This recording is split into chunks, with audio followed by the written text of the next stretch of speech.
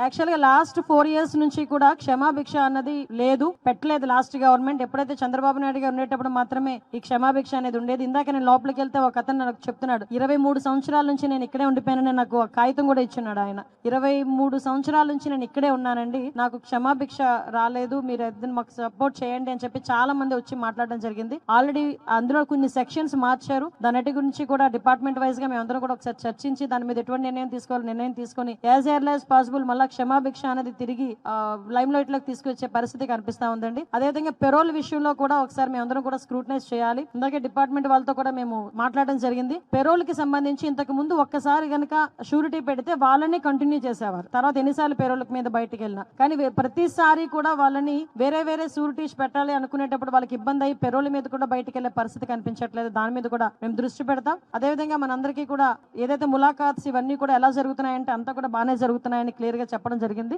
Overall గా చెప్పాలంటే జైళ్ల సంరక్షణకి, ఖైదీల వెల్ఫేర్ విషయంలోని అన్ని విషయాల్లోని గవర్నమెంట్ ముందుంటుందన్న సంగతి మీకు తెలియజెప్పుకుంటాం.